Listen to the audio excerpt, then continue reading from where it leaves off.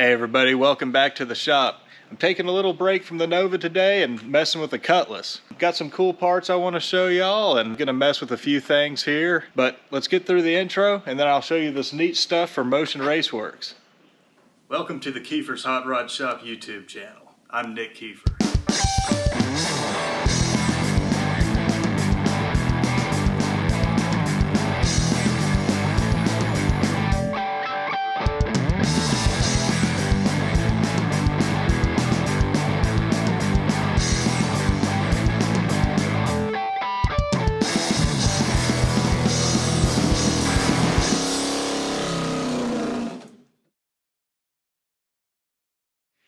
All right, cool. So like any project you guys might be working on, I've been collecting parts for this thing for a while now. And a couple of those parts are these really neat items from Motion Raceworks.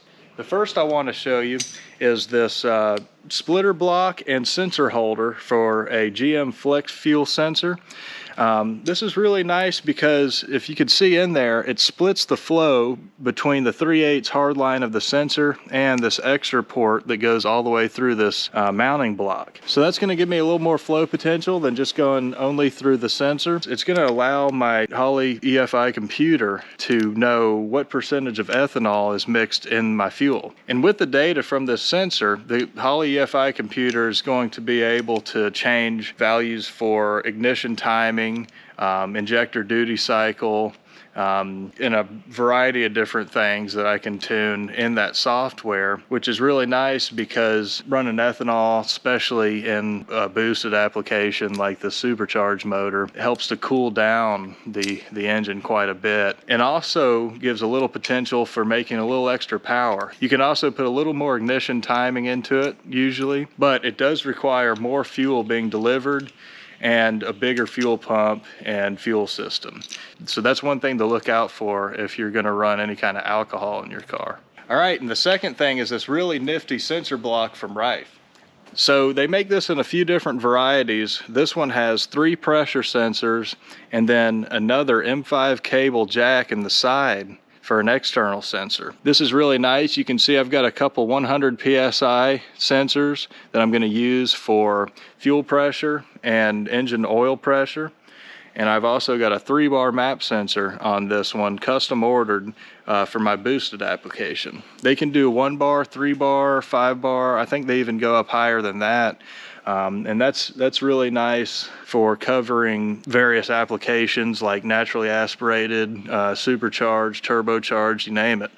But then this is really cool. It actually allows me to use this M5 cable to lead up to a temperature probe, such as this one. They have all sorts of different thread pitches and wire lengths and 90-degree and straight ends and stuff, which is really nice.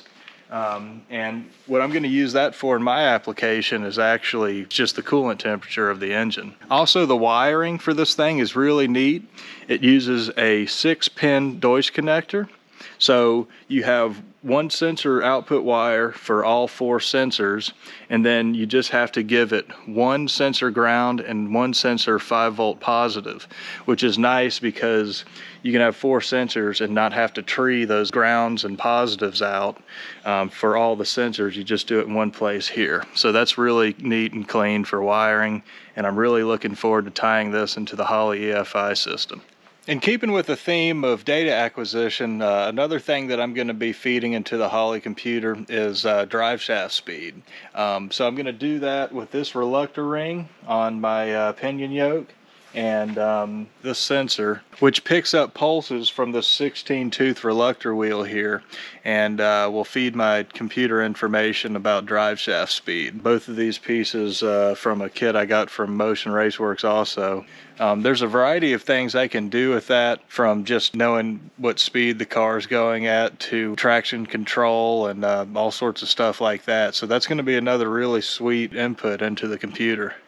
Also, this third member assembly is one I put together probably a couple years ago, maybe a little over a year ago, and it's got a set of 350 gears in it, and I believe it's got an Eaton True Track in it, Torsen differential, and it's actually got a really affordable case that I bought through Summit brand, but it's actually a PEM branded case. It was like a little over a couple $100, and the reason I needed an aftermarket case was for the 3 1/4 inch bearings for the 35 spline differential. Once you step up to 35 splines, you gotta upgrade to that 3 1/4 inch case, just so that the bearing and the axle shafts actually fit in there. I'm not sure if I want to keep the True Track or if I want to go to a Detroit locker. And also, I think just for peace of mind, since I want to put this car on the track, I think I might go ahead and go for a Moser case, or maybe a Strange case. They've got a really good price.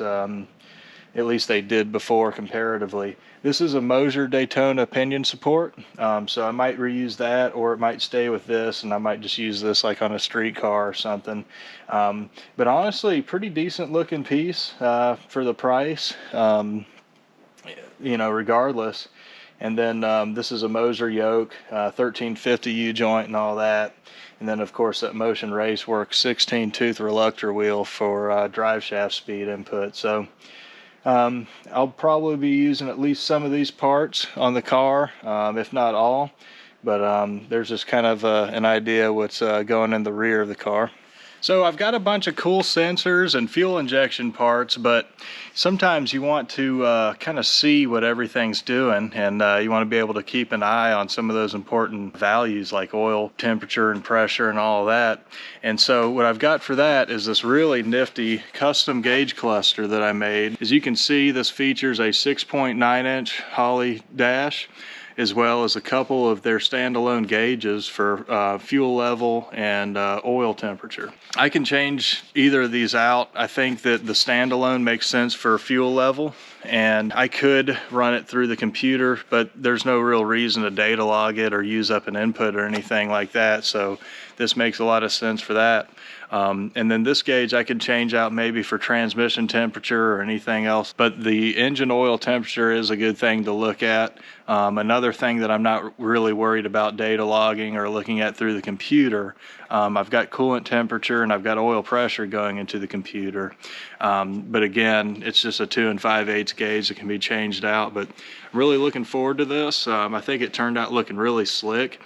Originally I was going to do a wood grain like sticker on the aluminum part, but or paint it black, but I kind of like the look of that aluminum, so I don't know, maybe y'all can suggest below how you think it'd look coolest, but regardless, I like it. Also, the screen is not off center.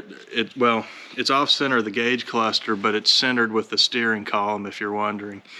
So that's why that kind of appears to be over to one side. But this is pretty cool, and I was real stoked to set it up, and I think it turned out really neat. Well, to go along with that gauge cluster, I've got some other stuff for the inside of the car. Back when I picked up that fender that I got with the car that I showed in the last video, actually the day before, I scored a nice pair of bucket seats for the Cutlass. Now, I know what you're thinking. That looks kind of grungy, man. Well, that's why I got these. I bought this beautiful front bucket seat upholstery set from gbodyparts.com, and this is made by Acme Auto. It's a nice factory style velour cover with all the stitching, and you also might notice that these are gray, which will match that dash that I'm using out of the old black car. I think these are going to look really nice, and that gray color should match the dash really well. Looking forward to having these in the car. Here's another cool thing for the interior of the Cutlass. It's actually this third brake light, and you might think, well, that's not a very cool thing, but I actually did a little restoration project on this. I dyed the plastic that had faded and tried to straighten out that gasket best I could, and polished that lens and all that kind of stuff. And I even painted the black screws. It was just kind of a fun little project I did one day, and so that'll be kind of nice, since it is a 86, using 87 parts also. It's, you know, there's a provision in wiring for this anyway, so figure I might as well put it on there. But it's a pretty nice looking unit. And I also I've got this 9-inch blank axle here. I actually got this with my Monte Carlo, and I was thinking about using it on the Cutlass, but now I'm kind of considering going to a fabricated housing. I like these stamped big web housings, and put a back brace on that. It's nice and strong, but I kind of like the internal bracing of the fabricated housings. They look really neat too. Also establishing the bracketry, I think it's a little more conducive to go with the fabricated housing. So I'm still kind of in the air on kind of that end of the rear end part of the project, but this is sitting around, so I may or may not use it. Otherwise, it might go back in that Monte Carlo when it's time to build that.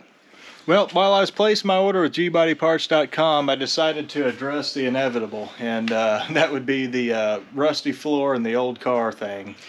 So I've got this nice full floor pan, just in case I need it. I actually got it for the Monte Carlo, but I decided to go a little bit different route with that car. Regardless, I've got it, and I'll either be using sections of this or the whole thing to fix that floor up. Looking under the Cutlass's floor, I can tell that it's got just a little bit of rust here and there, so it's going to need something, and this panel is definitely a good one to have. Well, another thing I'm going to need to address in this car is the little bit of rust I've got back here by the driver's side tail light. I'm not sure if this is a really common area for G-bodies to rust, but fortunately, while I was ordering all that other stuff, I went ahead and got this. Now, this happens to be a full patch panel specifically for the Cutlass. It'll kind of fit other G-bodies, I've heard. You have to trim it somewhere up in here, but fortunately they make this for Cutlasses, and it'll basically go right here, welding up inside of the quarter panel and patching this. Now, you know, obviously that's not going to fix the actual taillight panel itself, but the black car's got a really good one, and I think I'm actually going to go ahead and cut all or most of that panel out and transplant it into this car. Well, in order to put it together, you got to take it apart. So I think the first order of business is going to be taking this fender out of the driver's seat here.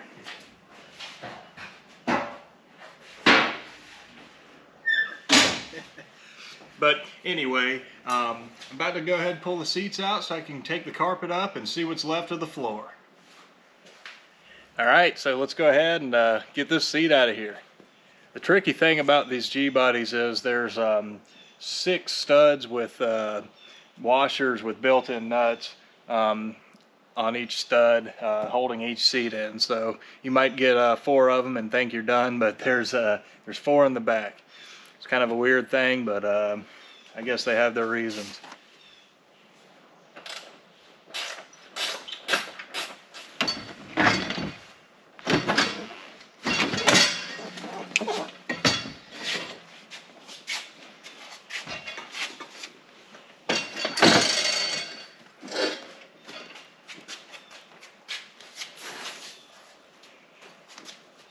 Alright, so got that driver's seat out, and the only real goodie I'm seeing at this point is the mirror that goes inside of the housing here. Oh, a penny, sweet, and a nail, interesting.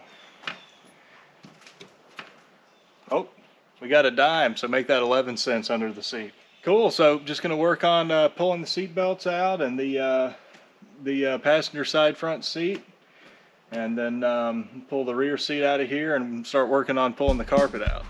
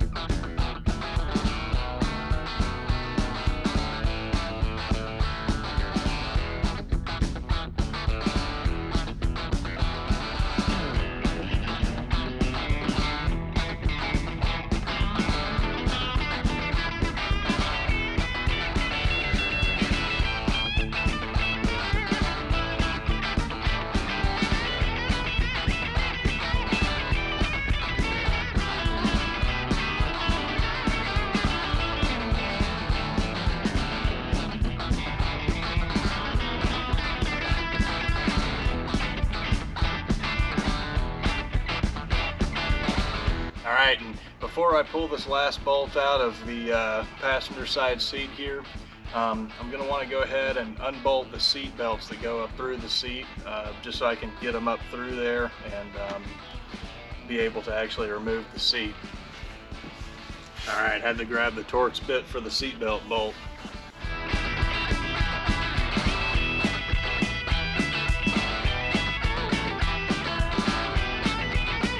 Alright, let's see if this thing will come out.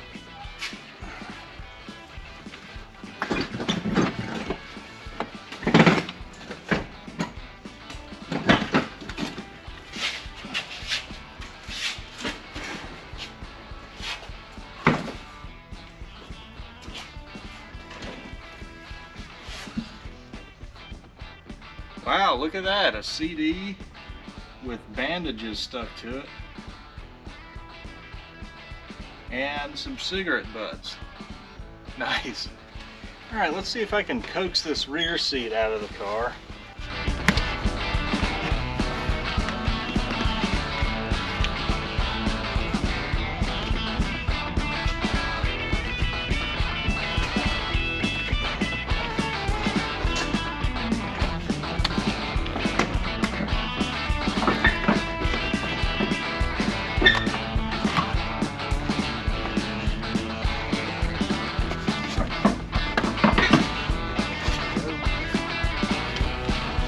Sometimes it's just easier to use the knees.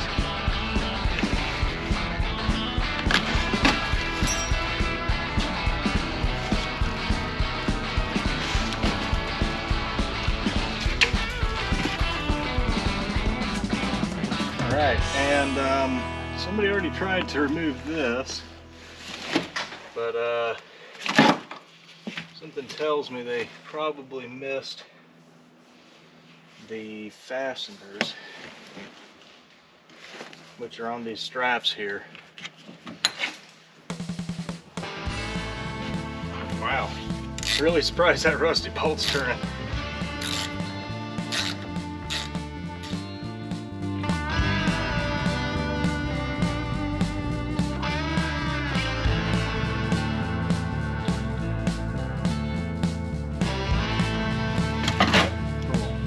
The other side and pull this thing out.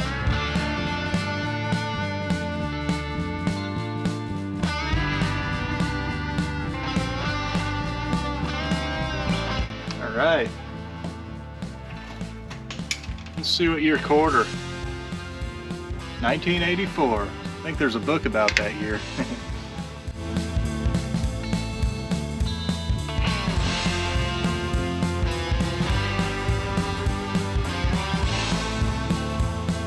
Well, got all the seats out. Now it's time to pull these little scuff plates out, and the carpet goes around these seat belts and it stops right there, so that should be fine. But yeah, pull these plates out, maybe the front kick panels, and see what kind of floor we've got left. I'll be optimistic, but prepare for the worst.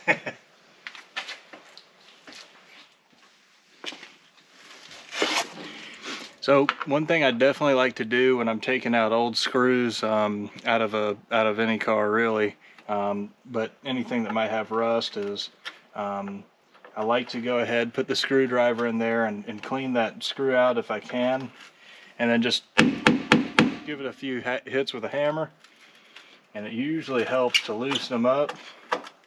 And it also gets the tip of the screwdriver down in there, especially Phillips head fasteners, and kind of prevents it from coming up on the Phillips kind of features and stripping it out. So just a little kind of thing. If y'all don't do it, I'd suggest it on old rusty stuff. But I'm gonna pull this sill plate out, and then we'll see what's under the carpet.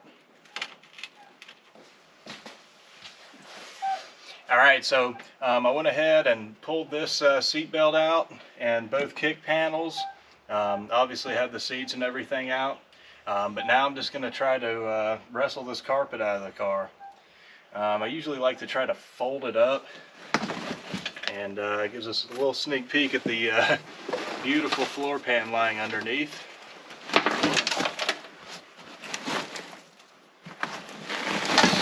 Oh, that's pretty. I'm glad I have a new one. Rip this all loose. It's actually stuck on the stud right here.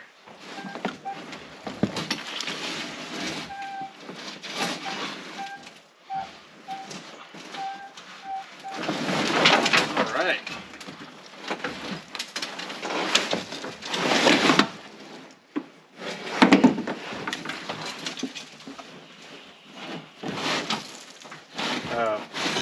Little dash thing stuck over there.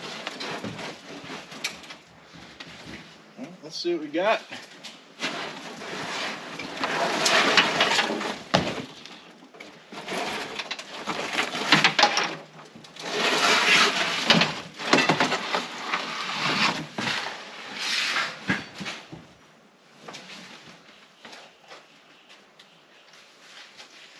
Well, that's about as expected.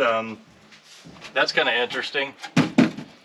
I kind of heard a little bit of that earlier as I was unbolting the seats.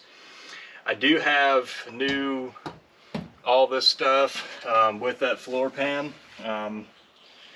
The hard part is actually these pieces. So on a G-body, these aren't integral to the floor pan. These rocker transition panels are actually a separate piece, and they don't reproduce them. So I'm glad to see that they're not too bad, at least from what I've seen so far.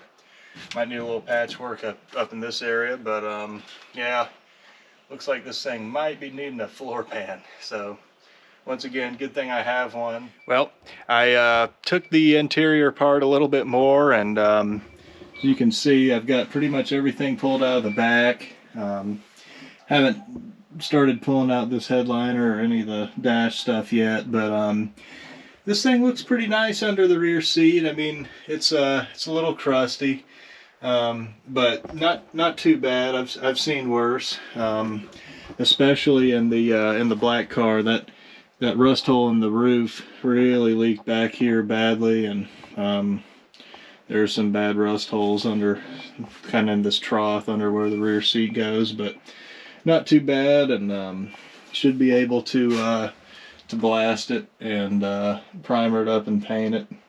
There might be a couple little spots that I need to patch, but we'll check that out. We'll check that out when I do all that. I will be doing a firewall across the back behind the rear seat, just because the top of the fuel cell will protrude into the trunk, just because I need room for the pump that drops into it and all the plumbing and stuff. So I will be firewalling this, sealing it off from the interior compartment. It's just something that NHRA and probably every other sanctioning body requires, and it's just a good idea. Also, it'd be nice to avoid any fumes that might come up through there, you know, just permeating through fuel lines and stuff, but that'll probably replace a lot of this bracing. Additionally, I'm planning to mini tub the car about 3.5 inches, so you know, that's going to be moving some of this stuff around. It'll pretty much follow this factory contour here. So I'm going to keep the rear seats, or the rear seat, but you know, I'll have to trim it a little bit and all that, but just want to make room for 275s on 12-inch wheels. So that's you know, just kind of a look at how this is going in the rear here. Not real exciting, just that it's in not bad shape. And I was really happy to find this little smiley face guy. Kind of funny. If the light's right, it looks like a smiley face. I'll put a I might put a picture in. Kind of cracked me up, but So that's how the rear's looking, and I'll kind of update as I pull stuff apart and work on the car, obviously. But it's starting to get really stripped down. I've got a whole pile of carpet and insulation and seats and interior stuff and tools and little trim pieces. So it's got to come apart to go together. It's just kind of the way to look at it at this point, but it's looking good. Really glad I have that floor pan. That's going to be a really nice addition to this project. Wasn't sure if I'd need it, but definitely need it. And it'll be nice, have a nice fresh floor, and then I'll be putting, you know, roll cage and reinforcing the chassis and all that stuff, and it's going to get, you know, all sorts of nice suspension stuff and fuel system and drivetrain, obviously, you name it. So really looking forward to the rest of this, and it's starting to really become a serious project, I guess. So pretty cool. Well, I'm looking forward to doing a lot more work on the Cutlass here, and hope y'all are looking forward to checking it out. Next time, I think we might be working on the Nova a little more, or maybe some more of this. I'm going to try to alternate videos, maybe, something like that. You'll want to catch the car show coming up this week, so we'll be up at Run to the Sun in Myrtle Beach, checking that out. But y'all take care. Thanks for watching, liking, and subscribing. I appreciate it, as always, and we'll see you next time.